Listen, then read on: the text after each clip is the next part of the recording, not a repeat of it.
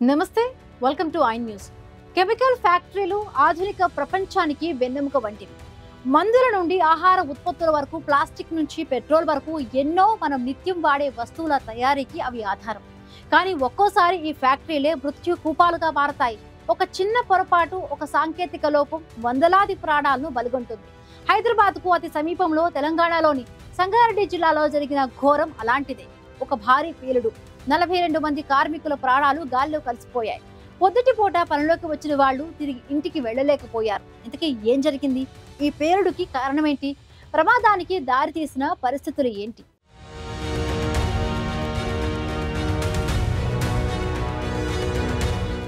హైదరాబాద్కు కూతవేట దూరంలో ఉన్న సంగారెడ్డి జిల్లా, అక్కడి జిన్నారం మండలం గడ్డపోతారం పారిశ్రామికవాడ.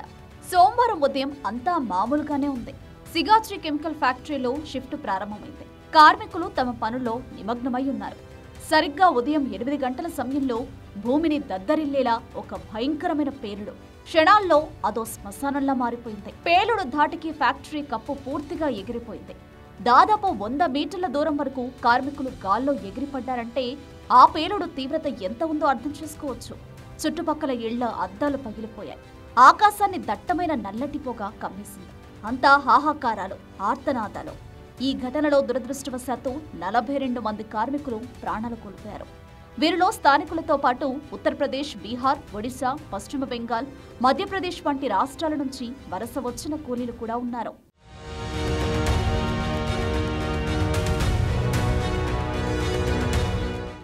ఈ ఘోర ప్రమాదానికి కారణం రియాక్టర్ పేలుడు అని ప్రాథమికంగా గుర్తించారు. అసలు ఈ రియాక్టర్ అంటే ఏంటి? ఫ్యాక్టరీల్లో దీన్ని ఎందుకు వాడతారు? సరళంగా చెప్పాలంటే ఫ్యాక్టరీలో రియాక్టర్ అనేది ఒక పెద్ద పాత్ర లాంటిది. ఇందులో రసాయన చర్యలు జరుగుతాయి. అంటే 2 లేదా అంతకంటే ఎక్కువ రసాయనాలను కలిపి కొత్త పదార్థాలను తయారు చేయడానికి దీన్ని ఉపయోగిస్తారు. ప్లాస్టిక్, రబ్బరు, సింథటిక్ నూనెలు, మందులు, ఆల్కహాల్, ఎంజైమ్లు ఇలాంటివి ఎన్నో ఈ రియాక్టర్లో తయారవుతాయి. వీటిని స్టీల్ లేదా ఇతర లోహాలతో తయారు చేస్తారు. లోపల హీటింగ్, కూలింగ్ సిస్టమ్స్, మిక్సర్లు, పంపులు ఉంటాయి. బయట నుంచి ఉష్ణోగ్రత, పీడనం అంటే ప్రెషర్ వంటి వాటిని నియంత్రిస్తూ వీటిని నడిపిస్తారు.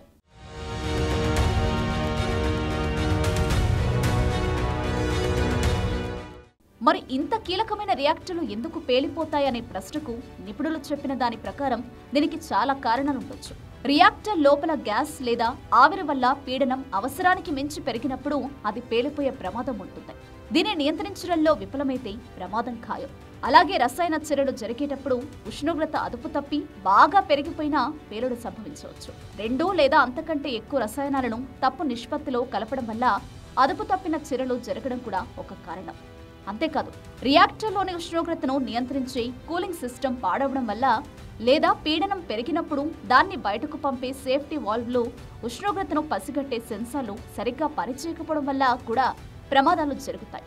చివరిగా రియాక్టర్ను సరైన పద్ధతిలో చల్లబరచకపోవడం లేదా తప్పుడు సమయంలో వాల్వులను తెరవడం వంటి గైడ్ లైన్స్ పాటించకపోవడం కూడా ఈ పేలుళ్లకు దారితీస్తుందని నిపుణులు హెచ్చరిస్తున్నారు. ఫ్యాక్టరీలో కార్మికుల మొబైళ్లను లోపల అనుమతించారట. అందుకే సిగాచి ప్రమాదం జరిగిన వెంటనే బయటి ప్రపంచానికి తెలియలేదు. ఈ ఘటన దేశంలోనే మొదటిది కాదు. గతంలోనూ ఇలాంటి కెమికల్ ఫ్యాక్టరీ పేలుళ్లు, విషవాయువుల లీకేజీలు సంభవించాయి. ఇవి భద్రతా ప్రమాణాల అమలుపై, పారిశ్రామిక భద్రతపై అనేక ప్రశ్నలను లేవనెత్తుతున్నాయి. ఇలాంటి ఘటనలు పునరావృతం కాకుండా తక్షణ చర్యలు తీసుకోవాల్సిన అవసరం ఎంతైనా ఉంది.